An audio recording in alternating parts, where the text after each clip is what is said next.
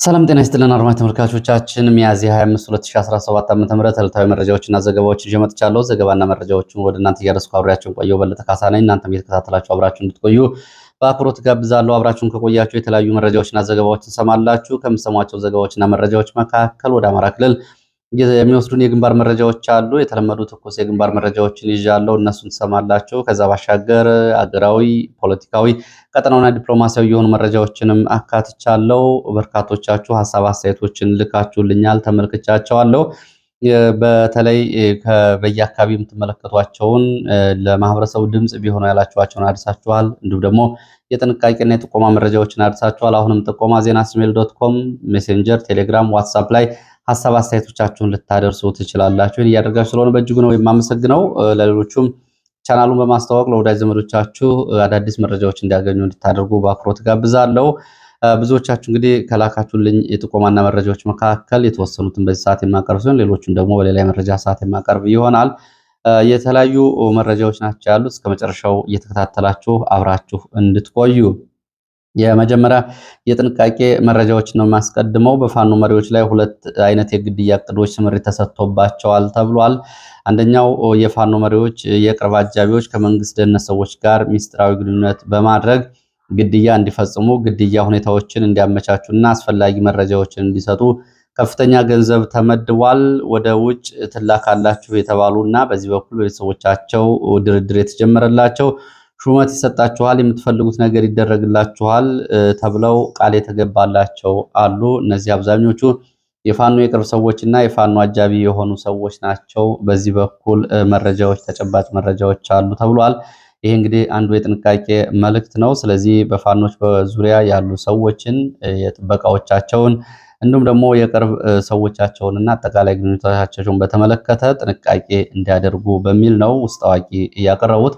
የብር መጠንም ጭምር ነው እንግዲህ እያሳወቁት። ብልጽግና እስከሚቀጥለው ሰኔ 30 ድረስ በገንዘብም ጭምር ይህንን ዘመቻ ማክሸፍ አለብን በሚል እንቅስቃሴ እያደረገ ነው የሚገኘው። ሁለተኛው ከስምሪት ቀጠናዎች ልንወጣ ነው ተቀበሉን በሚልና እንዲሁም ከብልጽግና ከሰራዊቱ በተለያየ መንገድ እየወጣን ነው የሚሉ የአድማ ብተና፣ የመከላከያ፣ የሚሊሻ አባላት የፋኖ መሪዎች እንዲቀበሉን እንፈልጋለን የሚል በቡድን ወደ ፋኖ ለመቀላቀል እንፈልጋለን፣ ስለዚህ የፋኖ መሪዎች አቀባበል ያድርጉልን በሚል ለዚህም የታሰበ የዘመቻ እቅድ አለ። ይህም ጥንቃቄ ይደረግበት ሲሉ ነው የመረጃ ምንጮቹ የገለጹት። መረጃዎችን በመሰብሰብ ከተቀላቀሉ በኋላም በምርኮ አብረው በሚቆዩበት ጊዜ ልዩ ልዩ መረጃዎችን ለመንግስት ሰዎች እንዲያደርሱ መሳሪያዎችም ጭምር ተሟልተውላቸው በምርኮኝነት የሚቀላቀሉ ይኖራሉ። ለዚህም እንቅስቃሴ አለ። ስምሪት የተሰጣቸው አሉ ነው የተባለው። እንግዲህ ይህንን በተመለከተ የድሮን ጥቃቶች ከዚህ በፊትም በዚህ መንገድ ተፈጽመው ውጤታማ ሆነዋል። እንዲሁም ደግሞ ዘመቻዎችም ተደርገዋል። አሁንም ይሄ እንዲደረግ በርካቶቹ እጅ ሰጥተናል በሚል መንገድ ወደ ፋኖ እንዲቀላቀሉ ይደረጋል። እነዚህ የጥንቃቄ መልእክቶች ተግባራዊ ይደረጉ ሲሉ አንድ ውስጥ አዋቂ ይህንን አድርሰዋል። ሌላው ድምጽ ብትሆናቸው በሚል ምስራቅ ጎጃም የስናን ወረዳ ሮብ ገበያ በህዝብ ላይ የመንግስት የጸጥታ ሰዎችና የአካባቢው ካድሬዎች የሚፈጽሙትን በደልና ግፍ በተመለከተ እንደዚሁ ከአካባቢው የደረሰ መረጃ አለ። በነገራችን ላይ ብዙ አካባቢዎች ተመሳሳይ ነው እንደዚህ አይነት በደሎች። ምንድነው እዚህ አካባቢ እየተፈጸመ ያለው? ነጋዴዎች መጋዘናቸው እና ሱቆቻቸው በመንግስት የጸጥታ ሰዎች ተዘርፈዋል። የመጋዘን ውስጥ የሚገኝ እህል ለሚሊሻ ቀለብ እየተባለ ወጥቶ ነጋዴዎቹ እንዲከስሩ እየተደረገ ነው።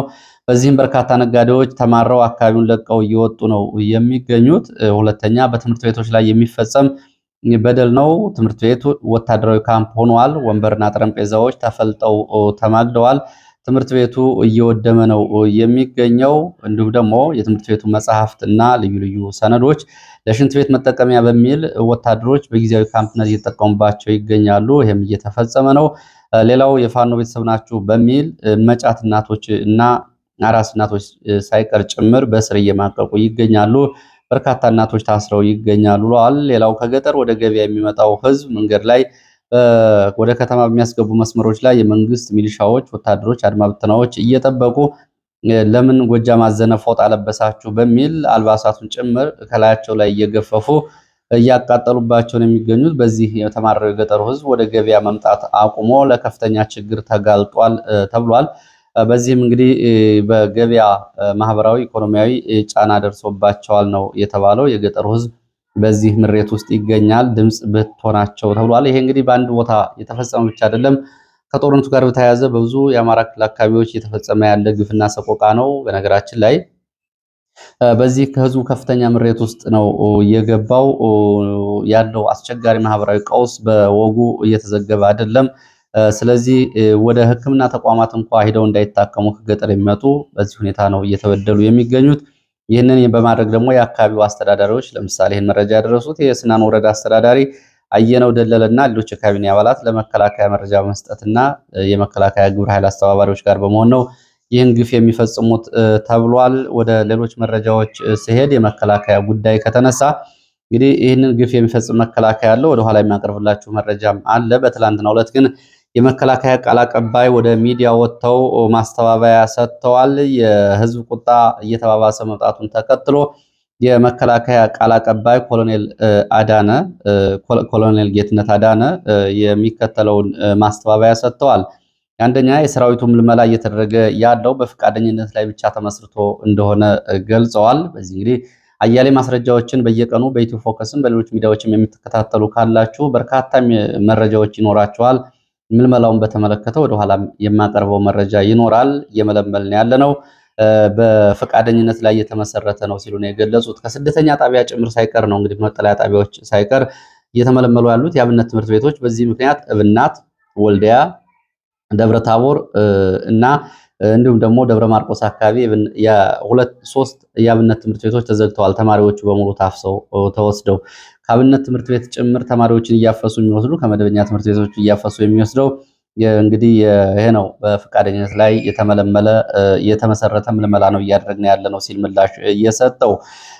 ሌላው ከእድሜ በታችም እየሆኑ ወይም ደግሞ ለአቅመ አዳም ለአቅመ ሔዋን ያልደረሱትን እድሜያቸው ከ18 ዓመት በታች ያልሆኑትን አልመለመልንም ሲሉ ነው እንግዲህ ይህንንም ለማስተባበል የሞከሩት። በተጨባጭ መረጃዎች እንግዲህ ከ12 ዓመት ታዳጊዎች ጨምሮ በርካታ ቦታዎች ላይ ወደ ውትድርና እየታፈሱ የሚገኙት እድሜያቸው ያልደረሰ ነው። ሐሰተኛ ሰነድ ጭምር በመንግስት እየተደራጀ 8ኛ ክፍል ደርሰዋል እየተባለ ይዘጋጃል። እድሜያቸውን በዚህ መንገድ እድሜያቸው ላይ ከ8 እስከ 10 ዓመት ድረስ እየተጨመረ ሪፖርት እየተደረገ ነው በርካታ ታዳጊዎች እየታፈሱ የሚገኙት። ይህን እንግዲህ ለማስተባበል ሞክረዋል። ሌላው በድሮን እየተፈጸመ የሚገኘው ጭፍጨፋ ነው ለማስተባበል የሞከሩት። በድሮን እየተጨፈጨፈ ንጹሐን የለም። ድሮን ለይቶ ነው የሚመታው። የመታናቸው አካላት ናቸው የሚንጫጩት። የተመታውም የጠላት ምሽግ ነው በሚል ለማስተባበል ሞክረዋል። እንግዲህ ላለፉት 2 ዓመታትና ከዛ በፊት በድሮን የተፈጸሙ ጥቃቶችን በተመለከተ በየዕለቱ የሚወጡ ዘገባዎችን የምትከታተሉ አድማጭ ተመልካቾች በዚህ ላይ በቂ መከራከሪያ ማቅረብ ይቻላል። የሆስፒታል አምቡላንስ ሳይቀር ጭምር ነው በድሮን ተመቶ ሐኪሞች እየተገደሉት። በርካታ መምህራን፣ ህፃናት፣ እናቶች እንዲሁም ደግሞ ገበያ ውስጥ እናትና ሰሜን ሸዋ ሰሴት ተብሎ የሚጠራው አካባቢ የተፈጸመውን እንደዚሁ ከገበያ ሲመለሱ በነበሩ ሰዎች ላይ በተሽከርካሪ ላይ በተፈጸሙ የድሮን ጥቃቶች የደረሰው ግፍና ሰቆቃ የሚታወቅ ነው። እንግዲህ በርካታ ማስረጃዎች አሉ። ዓለም አቀፍ ሚዲያዎች፣ ዓለም አቀፍ የሰብአዊ መብት ድርጅቶች ጭምር የመዘገቧቸውን ነው ለማስተባበል የሞከሩት። ሌላው ውጊያውን በተመለከተ በኦሮሚያ ክልል ያለውን አጠቃላይ እየተቆጣጠርን ነው፣ ሰላም አድርገናል፣ ብዙዎቹ በሰላም እየገቡ ይገኛሉ፣ አሁን ስጋት የሚሆን ነገር የለም የሚል እንደዚሁ መግለጫ ተሰጥቷል። በቃል አቀባዩ በኩል በአፈሙዝ ያዞረብንን እስከ መጨረሻው ጥርስ ነክሰን እንዋጋዋለን የሚል እንግዲህ አሁንም ሰራዊቱ የፖለቲካ ስልጣን ለማስጠበቅ እያደረገ ያለውን ተጋድሎ በዚህ ልክ ነው እንግዲህ እየገለጹት የሚገኘው። በአማራ ክልል ያለውን ተጽዕኖ እንደዚሁ አጥፍተነዋል፣ ተቆጣጥረነዋል ተብሏል። መከላከያን የሚገዳደር ወደ 4 ኪሎ የሚመጣ ኃይል ሳይሆን ከ4 ኪሎ የሚርቅ ኃይል ነው ያለው በሚል የአማራ ብልጽግና የፖለቲካ መዋቅሮቹን እየመለሰ መሆኑንም በዚሁ መግለጫ ተሰጥቷል። እንግዲህ ሰራዊቱ በአገር ውስጥ የእርስ በርስ ጦርነቱ ውስጥ እንዲሳተፍ እያደረጉ ያሉት ባለስልጣናት ይህንን ነው እየተናገሩ ያሉት።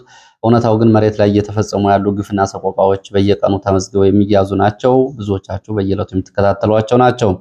ሌላው መረጃ እንደዚሁ የአሰብን የተመለከተ ነው። ብልጽግና አሰብን በተመለከተ እንግዲህ በተለያዩ ተቋማት ለሚገኙ መምህራን የአካዳሚክ ደግሞ የትምህርት ባለሙያዎች፣ የምርምር ተቋማትና ሌሎቹ ስልጠና እንዲሰጥና ግንዛቤ እንዲፈጠር በሚል አቅጣጫ ማስቀመጡን ተከትሎ በትላንትናው ዕለት ዛዲግ አብርሃ በዲላ ዩኒቨርሲቲ ለሚገኙ የተለያዩ የዩኒቨርሲቲው የማህበረሰብ አካላት ስልጠና ሰጥቷል ነው የተባለው። የባህር በር ጉዳይን ለማስመለስ ብልጽግና ቁርጠኛ አቋም ስለመኖሩ ይህንን አሳውቋል። በባህር በር ጉዳይ ስትራቴጂክ ፖሊሲ ተቀርጾ ለውይይት ክፍት ተደርጓል። ጉዳዩም አጀንዳ ሆኗል የሚል እንደዚሁ ማብራሪያ ጨምሯል። የባህር በር ጉዳይ ሁሉም ኢትዮጵያዊ ቀዳሚና ብሔራዊ አጀንዳ ሊያደርገው ይገባል ብሏል። ከፍተኛ የትምህርት ተቋማት፣ የምርምር ማዕከላት ጥያቄው ምላሽ እንዲያገኝ የሚረዱ ጽሁፎችን እንዲያዘጋጁም እንደዚሁ ጥሪ አቅርበዋል። ለትውልዱ ታሪካዊ ኃላፊነት መወጣት አለባችሁም በሚል ነው ማሳሰቢያ ይሰጡት ተብሏል። ለ2000 ዓመታት ኢትዮጵያ የተጠቀምበት የነበረው የባህር በር የቀይ ባህርና የአሰብ በር በ1980ዎቹ በግልጽ ባልሆነ መንገድ የተወሰደ ስለሆነ ይህንን እናስመልሳለን የሚል እንግዲህ ለምሁራንም ጭምር የብልጽግናን አቋም እያሳወቁ ነው የሚገኙት። ከቀጠናው ሰላምና ኢኮኖሚ አንጻር ኢትዮጵያ ያለአግባብ የተወሰደባትን የባህር በር ታስመልሳለች የሚል አሁን እንግዲህ በሁሉም አማራጮች እንገባበታለን የሚል አቋም እያሳዩ ነው የሚገኙት። ለዚህም ብልጽግና እንግዲህ በየተለያዩ ተቋማት ድጋፍ እያሰባሰበ ነው የሚገኘው። ሰሞኑን የፖለቲካ ፓርቲዎች አብንን ጨምሮ በዚህ ጉዳይ ላይ የሰጡት የድጋፍ መግለጫ አለ። ለብልጽግና የሰጡት ድጋፍ መግለጫ አሰብንና በተመለከተና ቀይ ባህርን በተመለከተ። ይህንን ተከትሎ ደግሞ የኤርትራ ባለስልጣናት ምላሽ እየሰጡ ነው የሚገኙት። ይህንን በተመለከተ የኤርትራው ቃል አቀባይ የፖለቲካ ቡድኖች የማይታለፉ ቀይ መስመሮችን ሊያልፉ ይሞክራሉ ሲሉ ጉዳዩን አጣጥለውታል። የቶክሲክ ወይም ደግሞ አቃጣይ የሆነውን አጀንዳ ያራግባሉ፣ የጎረቤት ሀገራትን ሉዓላዊነት ጭምር ለመዳፈር ይሞክራሉ ሲሉ የማነ ገብረ መስቀል ይህንን አጣጥለዋል። እንግዲህ በኢትዮጵያና በኤርትራ መካከል ያለው ከዕለት ወደ ዕለት እየጨመረ ያለው እንደዚሁ ፖለቲካዊ እንዲሁም ደግሞ ዲፕሎማሲያዊ ፍጥጫ በዚህ ደረጃ ነው የሚገኘው። አሁን ብልጽግና የዩኒቨርሲቲ ምሁራንን፣ የተለያዩ የህብረተሰብ ክፍሎች በዚህ ጉዳይ አብረውት እንዲሰለፉ፣ የፖለቲካ ፓርቲዎች ለደጋፊዎችና ለተከታዮቻቸውም ይህንን እንዲያሳውቁና ድጋፍ እንዲሰጡ እያደረገ ነው የሚገኘው። እንግዲህ ይህ ጉዳይ ወደየት እየሄደ ነው የሚለው አብሮ የሚታይ ነው የሚሆነው። መሬት ላይም ወታደራዊ ዝግጅቶች በብዛት ስለመኖራቸው ነው መረጃዎች የሚያሳዩት። ወደ ሌሎች መረጃዎች ሲሄድ የኢትዮጵያ ኦርቶዶክስ ተዋሕዶ ቤተክርስቲያን በተመለከተ የመንግስት ኮሚኒኬሽን ጉዳይ አገልግሎት መስሪያ ቤት እነ ዶክተር ለገሰ ቱሉ ትላንትና ባወጣው መግለጫ አንዳንድ አካላት በፈጠሩት ችግር ሲኖዶሱ ጉባኤው መሳተፍ ያልቻሉ አባቶች ሁኔታው ተመቻችቶ ወደ ሀገር እንዲመለሱ ሊደረግ ነው፣ ይሄንን በመንግስት ወደ ሰፊነትና ቻይነት የተደረገ ነው ሲሉ የፕሮፓጋንዳ መረጃዎችን አሰራጭተዋል። ብፁዕ አቡነ ጴጥሮስ ዶክተር ናቸው። ብፁዕ አቡነ ቴዎፍሎስ እሳቸውም ዶክተር ናቸው። ብፁዕ አቡነ ያዕቆብ ወደ ሀገር እንዲገቡ ስለመፈቀዱ ነው መግለጫው ያሳወቀው። ሲኖዶሱ ይህንን ያቀረበው እንግዲህ ሲኖዶሱ ለመንግስት ያቀረበውን አቤቱታ ተከትሎ መንግስት መፍትሄ በመስጠትና ችግሩን እንዲፈታ የመፍትሄው አካል በመሆኑ ይሄ የተደረገው በመንግስት ወደ ሰፊነት ነው ተብሏል።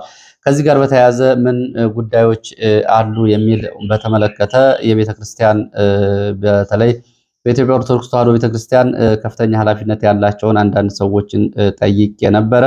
ይህንን በተመለከተ እንግዲህ በተለያዩ አስተያየቶችን ነው ያስቀመጡት። አባቶች እንዲገቡ የተደረገው በዋናነት ለፖለቲካ ፕሮፓጋንዳ እንዲሁም ደግሞ በቅርቡ የቤተክርስቲያኗን አጠቃላይ ፖለቲካዊ አስተዳደር መዋቅር በኦህዴድ የፖለቲካ መዋቅር ውስጥ ለማስገባት ለሚደረገው እንቅስቃሴ የህዝብን ይሁንታ ደግሞ በህዝብ ለመንግስት የድጋፍ ወይ ደግሞ መንግስት እንዲያመሰግን የታሰበበት ነው በሚል ነው።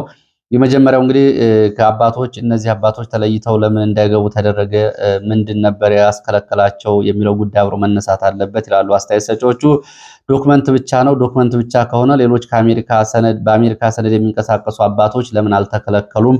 ኢትዮጵያ ውስጥ አሁንም በአሜሪካ ሰነድ የሚንቀሳቀሱ አባቶች አሉ። እነሱ ሳይከለከሉ ይሄ ለምን ተከለከለ የሚለው ቤተክርስቲያን ውስጥ ከፍተኛ ቁጣ የፈጠረ ጉዳይ ስለነበረ በዚህ ግፊት አንድ፣ ሁለተኛ ዛሬ ተፈቀደ ሲባል በመንግስት ወደ ሰፊነት ነው የተባለው። ይሄ ማለት በህግ እይታ አባቶች አጥፍተዋል እንደማለት ነው። ይሄም መንግስት ሌላ ጊዜ ሰበብ ፈልጎ ምህረት ያደረገላቸውን ሰዎች ያስራል ወይም ደግሞ እርምጃ ይወስዳል የሚለውን ክፍት ያደረገና ነገም ከነገ ወዲያም ዋስትና የሌላቸው መሆኑን የሚያሳይ ነው። አልፊያችሁ ነበር ትናንት፣ ነገና ከነገ ወዲያ ግን ተጠያቂ ናችሁ በሚል እርምጃም ለመውሰድ በሚያስችል ታሳቢ ያደረገ መግለጫ ነው የተሰጠው። ሌላው መንግስት ለቤተክርስቲያኒቷ ዛሬም ውለታ እየዋልኩ ነው በማለት ሌላ እቅድ እንዳለው የሚያሳይበት ነው የሚል እምነት እንዳላቸው የመረጃ ምንጮቹ ይህንን አስተያየት ጨምረዋል። በአጭሩ አቡነ ጴጥሮስ የቅዱስ ሲኖዶሱ ጸሐፊ ናቸው። እንግዲህ እስካሁን ድረስ በጸሐፊነታቸው በአንድ ዓመት ከሀገር ውጭ እንዲቆዩ ስለተደረጉ አሁን የአገልግሎት ዘመናቸው ስለሚያበቃ ለሲኖዶሱ ስልጣን ያስረክባሉ የፊታችን ግንቦት ከአንድ ሳምንት በኋላ። ስለዚህ ስልጣን ስለሚያስረክቡ ቢገቡም ባይገቡም ችግር የለውም። ስልጣን ስለሌላቸው እንደ አንድ አባት የጉባኤ ተሳታፊ ስለሚሆኑ ጉዳዩን ብልጽግና ካመከነ በኋላ እና በኃላፊነታቸው ተግባራት እንዳይሰሩ ካደረገ በኋላ ተጽዕኖ በማይፈጥሩበት ሁኔታ ይህንን መፍቀዱን እንዲሁም ደግሞ በዚህ ጉባኤ አቡነ አብርሃምና አቡነ ጴጥሮስን የሚተኩ አቡነ አብርሃም እንግዲህ የኢትዮጵያ ኦርቶዶክስ ተዋሕዶ ቤተክርስቲያን ቤተ ክህነት ዋና ስራ አስኪያጅ ናቸው። አቡነ ጴጥሮስ ደግሞ የሲኖዶሱ ዋና ጸሐፊ ናቸው። እነዚህ ሰዎችን የሚተኩ ከኦህዴድ አካባቢ የኦህዴድ ደጋፊ የሆኑ የአባቶች ለአሁኑ ጉባኤ በነ ዳንኤል ክብረት በኩል ተዘጋጅተዋል። ስለዚህ ይህንን ተቃውሞ ለመቀልበስ እነዚህ አባቶች በጉባኤው እንዲገኙ ለማድረግ የታሰበ ነው። ሌላው አቡነ ገብርኤል የገቡበት ቅርቃር አለ በቤተክርስቲያን ውስጥ፣ ይህንንም ለማስቀየስ ሌላ ዘዴ ነው በሚል አስተያየታቸውን አድርሰዋል። በመሰረታዊነት እንግዲህ እርቅ አባቶች እንዲገቡ መደረጉ ተገቢም ትክክልም ቢሆን ከዛ ባለፈው ያሉትን ጉዳዮች ግን በዚህ መንገድ አስተያየት ሰጪዎች ተመልክተዋል። ሌላው ወደ አዲስ አበባ የሚወስደን መረጃ ነው። የፖለቲካና የሕሊና እስረኞች ጥቃት ተፈጸመባቸው ተብሏል። ሚያዝያ 22 2017 ከምሽቱ 12 ሰዓት ጀምሮ ፖሊስ ወደ እስረኞቹ ቤት በመግባት ከክፍላቸው በማስወጣት እነ ዮሐንስ ቦያለው እና ክርስቲያን ታደለን ጨምሮ እስከ ሌሊቱ 7 ሰዓት ድረስ ውጭ አሳድሯቸዋል ተብሏል። እነ ዶክተር ወንዶሰን አሰፋ፣ ጋዜጠኛ ጎበዜ ሲሳይ፣ ዳዊት በጋሻው ጋዜጠኛ፣ እንዲሁም ፕሮፌሰር ማረጉ ቢበይና ዶክተር ሲሳይ አውግቸውን ጨምረው ለዚህ ይሄ ድርጊት ተፈጽሞባቸዋል። በትናንትናው ዕለት ለፍርድ ቤቱ በአቤቱታ አቅርበዋል ነው የተባለው። ይህንን በተመለከተ ቀይ ቦኔት ለባሽ የፌዴራል ፖሊስ አባላት ከማደሪያ ክፍላቸው አስወጥተው ውጭ ላይ በማሳደር ህይወታቸውን ለአደጋ አጋልጠውት ነበር ሲል መሰረት ሚዲያ ዘግቧል። በዚህ በኩል የእስረኛ ጠበቆችን አናግሬ ነበር። የእስረኛ ጠበቆች የሚከተለውን አስተያየት ነው እየሰጡት። እስረኞች ማደሪያ ፖሊስ በመግባት ብርበራ፣ ፍተሻ በሚል ሌሊት እስረኞቹን እንዳስወጡ እንዲሁም ደግሞ ለፍርድ ቤት ካቀረቡት አቤቱታና ጠበቆቹ ደግሞ ከደንበኞቻቸው የሰሙትን መረጃ ተናግረዋል ተደርጓል። እንዲሁም ደግሞ ማንገላታትም ተፈጽሞባቸዋል። በእስረኞች ማደሪያ የነበሩ ቁሳቁሶች ተወስደውባቸዋል። ለምሳሌ መጽሐፍትን ጨምሮ ማስታወሻዎች በፖሊስ ብርበራ በሚል ተወስደውባቸዋል። በዚህ ምክንያት መንገላታታቸውን ጠበቆቹ ገልጸዋል። ወደ ሌሎች መረጃዎች ነው የሚሄደው። ወደ ወልቃይት የሚወስድ መረጃ ላስከትል። ወልቃይት በዞኑ ከብር ሸለቆ ወታደራዊ ማሰልጠኛ ትምህርት ቤት ተመርቀው የመጡ የፖሊስ አባላትን አቀባበል አድርጓል። በዚህ አቀባበል ጊዜ ዞኑ አስተዳደር የተለያዩ የዞኑ ባለስልጣናት አስተያየቶችን ሰጥተዋል። ከነዚህ መካከል የኮሎኔል ደመቀ ዘውዱ የማንነት ትግላችን ፍሬ እያፈራ ነው፣ የተከዜ ዘብ ፖሊስ ናችሁ እናንተ የመጣችሁ ሲሉ ንግግር አድርገዋል። ከዛም ባለፈ ተከዜን ተሻግሮ ወልቃይትን ለመውረር የሚንቀሳቀስ ኃይል አለ፣ እሱን ግምት ውስጥ ያስገባ የተጠንቀቅ ዘብነታችሁ እንድትቆሙ በሚል እንደዚሁ ጥሪ አቅርቧል። ይሄ ትውልድ አማራዊ ማንነቱን ለማስከበር በተቀናጀ መንገድ መስራት አለበት። ማንነታችን ለማስከበር የማንነት ኮሚቴው በጽናት እየታገለ ይገኛል። አማራዊ ማንነታችን ለማስከበር ይሄ ትውልድ ዋጋ የከፈሉትን አደራ አለበትም ሲሉ እንደዚሁ ገልጸዋል።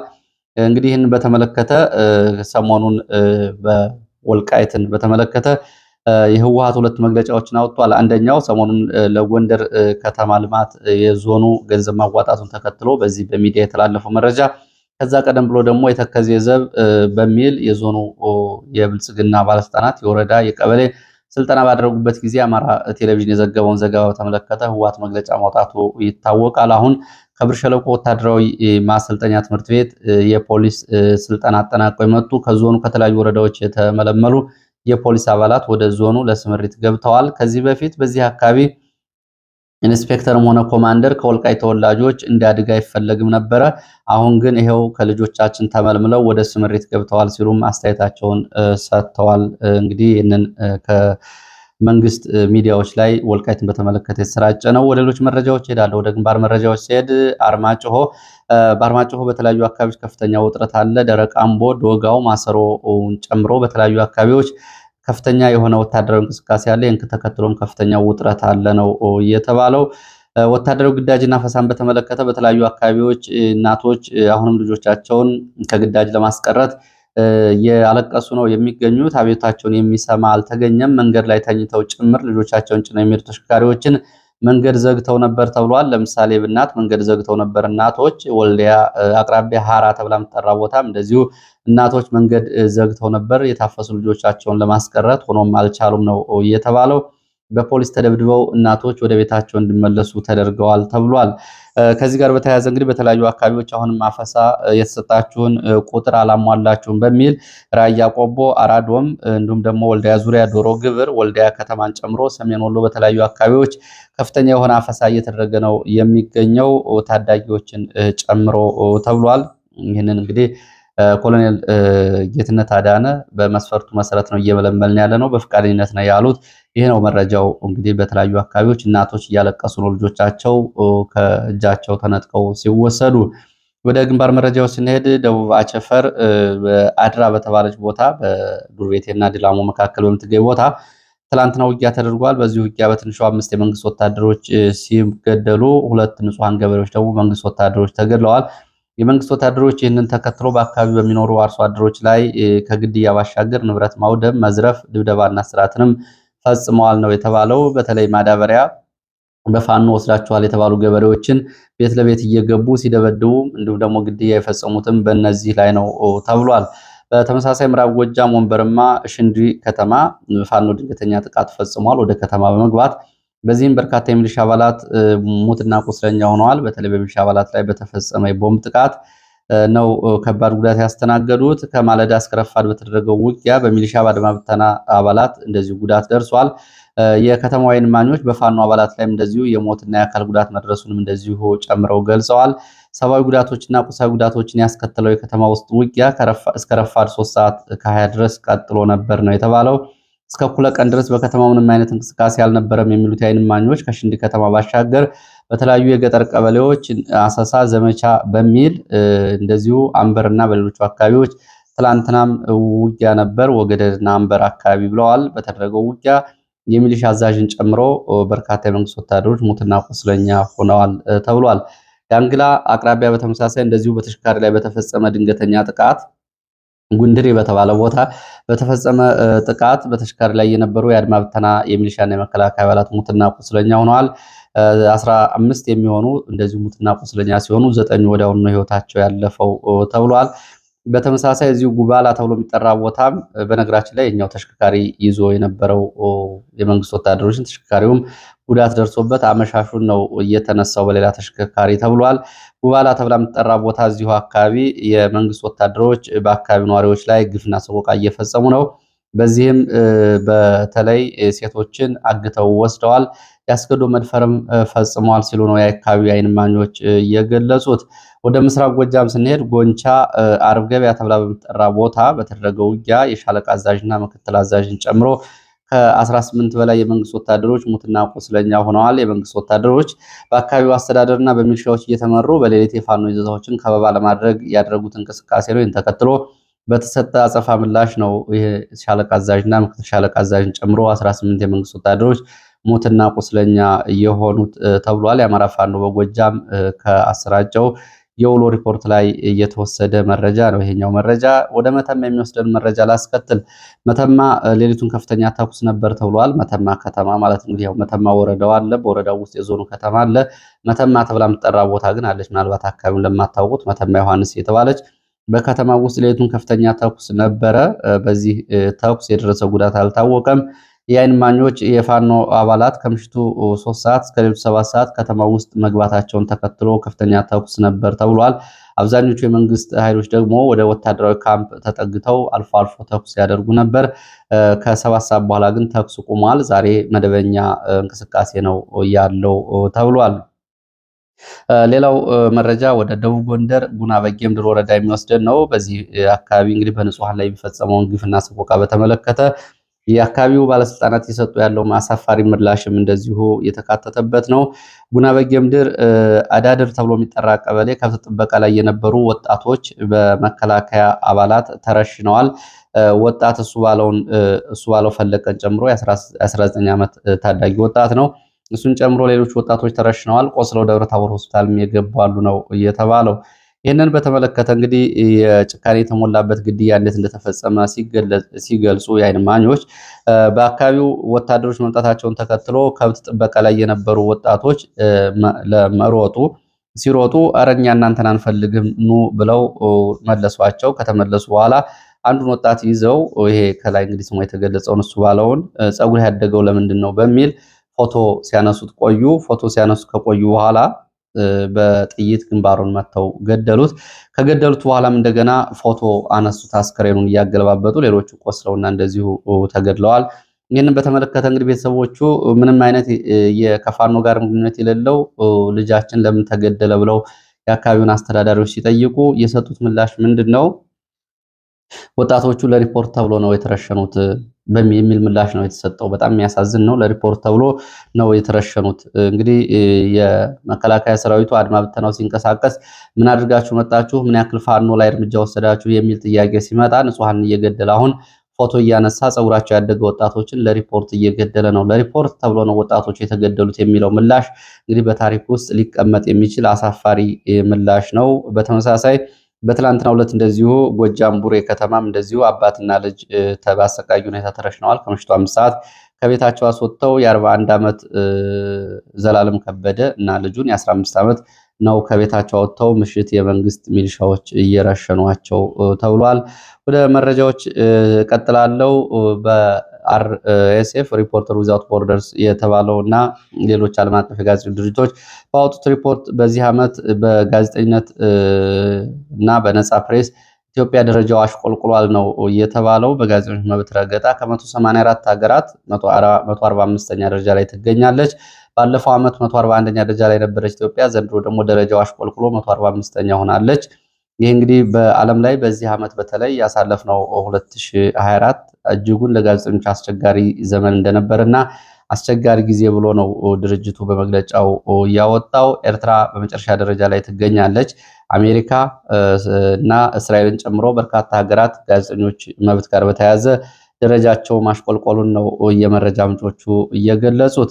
ወደ ሌሎች መረጃዎች ስንሄድ በኢትዮጵያ በክልል እና በከተማ ስም ይሰጥ የነበረው ታርጋ ቁጥር ሊቀር ነው ሲል ዋዜማ ሬዲዮ ዘግቧል። ዋዜማ ሬዲዮ በመላ ሀገሪቱ የተመዘገቡና ለምዝገባ የሚቀርቡ ተሽከርካሪዎች ይህን ተፈጻሚ የሚያደርግ መመሪያ ተዘጋጅቷል ተብሏል። በሀገር አቀፍ ደረጃ ወጥነትና ተቀባይነት ያለው ሰሌዳ ቁጥር ለሁሉም ተሽከርካሪዎች ይሰጣል ተብሏል። እንግዲህ እስካሁን ድረስ በክልሎች ይጠሩ የነበሩ ተሽከርካሪ ታርጋዎች ይቀራሉ ነው የተባለው። ይህም በዓለም አቀፍ ደረጃ ለኢትዮጵያ የተሰጣት ኢቲኤች በእንግሊዝኛ በአማርኛ ደግሞ ኢት የሚለው የተሽከርካሪዎች ሰሌዳ ላይ ይቀመጣል ነው የተባለው። የክልል መለያ ሙሉ በሙሉ ይቀራል። ክልሎች ግን ይሄ መለያ ሲቀር ከተሽከርካሪዎች ላይ የሚያገኙት ገቢ ይቀራል ማለት እንዳልሆነ ባለስልጣናትን ዋቢ አድርጎ ዋዜማ ዘግቧል። ዘመናዊ የመረጃ ሪከርድ የተገጠመላቸው ቺፕሶች በቺፕስ እየተባሉ የሚጠሩት እንግዲህ ማይክሮ ሪከርደር ጭምር ያላቸው እነዚህ በተሽከርካሪዎቹ ታርጋ ላይም ጨምረው አብረው ይሰራሉ ነው የተባለው። እንግዲህ በተለይ ከተሽከርካሪው ታርጋ ጋር በተያያዘ ብዙ ቅሬታዎች ሲቀርቡ ነበር። በተለይ ከአዲስ አበባ ወጥተው አዲስ አበባ የሚል ታርጋ ያላቸው ተሽከርካሪዎች ኦሮሚያ ወደሚባለው አካባቢ ሲንቀሳቀሱ የሚደርስባቸው ሰቆቃ ይታወቅ ነበር። ይህን ያስቀራሉ ጉዳዩ የሚለው አብሮ የሚታይ ነው የሚሆነው። የዋዜማ ዘገባ ነው። ሌላው የትግራይ ቴሌቪዥን ዘገባ በሱዳን የሚገኙ ስደተኞች ጣቢያ ላይ በተነሳ የእሳት አደጋ አንዲት እናት ከ3 ልጆቿ ጋር ተቃጥላ ሕይወቷ አልፏል ብሏል። ኢትዮጵያዊ እናቷ እንግዲህ በጦርነቱ ጊዜ ከትግራይ ተፈናቅላ ወደ ሱዳን የሄደች እንደሆነች የትግራይ ቴሌቪዥን ዘግቧል። እስካሁን በወታደራዊ ካምፕ ላይ በተቀሰቀሰ እሳት አደጋ 10 እናቶች በሱዳን መጠለያ ጣቢያዎች ሕይወታቸው ማለፉን የትግራይ ቴሌቪዥን ዘግቧል። በተያያዘ በአማራ ክልል ባለፉት 9 ወራት ከ200 በላይ እናቶች ወደ ሆስፒታል መሄድ ባለመቻላቸው ነፍሰ ጡር እናቶች ሕይወታቸው አልፏል ተብሏል። የክልሉ ጤና ተቋም እንደገለጸው በጦርነቱ ምክንያት የሕክምና ተቋማት አገልግሎት መስጠት ባለመቻላቸው ነፍሰ ጡር እናቶች ወደ ሆስፒታል መድረስ አልቻሉም። በዚህ ምክንያት እንግዲህ በተመዘገበው ከ300 በላይ እናቶች ህይወታቸው አልፏል ነው የተባለው። ያሰባሰብኳቸው መረጃዎች እነዚህ ነው የሚመስሉት። ስለተከታተላችሁ በእጅጉ አመሰግናለሁ። በሌላ ተመሳሳይ መርሃ ግብር እስከምንገናኝ ድረስ መልካም ጊዜ